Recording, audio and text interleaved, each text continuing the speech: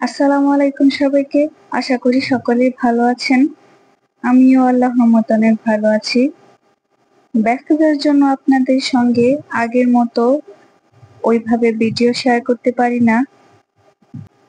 এই ভিডিওগুলো অনেকদিন আগের করা, প্রায় 1 বছর। এখানে আমার শাশুড়ি মা মাটির নিচে যে আলু হয় সে আলু দিয়ে আজকে গরুর মাংস রান্না করে আপনাদের দেখাবে। আলুটাকে প্রথমে মাটির নিচ থেকে বের করে নিয়েছে, এরপর খুব ভালোভাবে পানিতে ধুয়ে আলুতে লেগে থাকা মাটিগুলো পরিষ্কার করে নিয়েছে। এরপর এই তো এখানে আলুগুলোকে টুকরো টুকরো করে কেটে নিচ্ছে।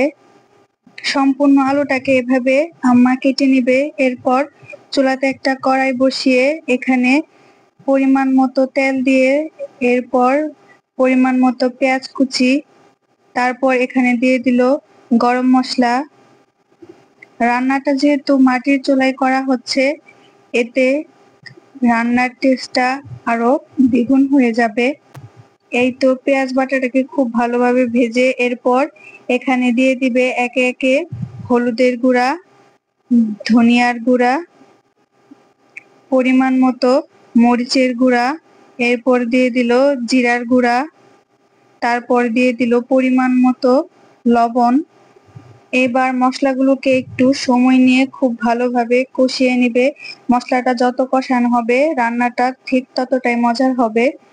এই তো মশলাগুলো খুব ভালোভাবে কষিয়ে নেওয়ার পর এখানে আম্মা গরুর মাংসগুলোকে দিয়ে দিল। গরুর মাংসগুলোকে খুব ভালোভাবে সেদ্ধ হওয়ার জন্য এখানে অল্প একটু পানি দিয়ে গরুর মাংসটাকে সেদ্ধ করে নেবে। যেহেতু আলুগুলো খুব নরম হয়, মাংসে দেওয়ার সঙ্গে সঙ্গে এগুলো গলে যাবে, তাই আগেই পরিমাণ মতো পানি দিয়ে মাংসটাকে খুব ভালোভাবে কষিয়ে নিয়ে তারপর এখানে আগে থেকে কেটে রাখা আলুগুলো দিয়ে দিবে। আলুটা দেওয়ার পর এখানে অল্প একটু পানি দিয়ে আলুগুলোকে খুব ভালোভাবে নেড়ে চেড়ে মাংসের সঙ্গে মিশিয়ে নেবে। আমার এই ভিডিওটি আপনারা কে কোথা থেকে দেখছেন অবশ্যই কমেন্টে বলে যাবেন।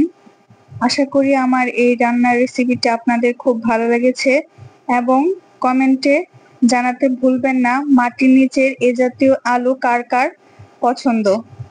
এই তো তরকারিটা এখন ঝোল দিয়ে দিয়েছে। এই তরকারিটাকে এখন 10 মিনিটের মতো রান্না করে নিলেই আমাদের তরকারিটা হয়ে যাবে। তো আশা করি আমার ভিডিওটি আপনাদের ভালো লেগেছে। ভিডিওটি ভালো লাগলে অবশ্যই আমার চ্যানেলটাকে সাবস্ক্রাইব করবেন। আল্লাহ হাফেজ।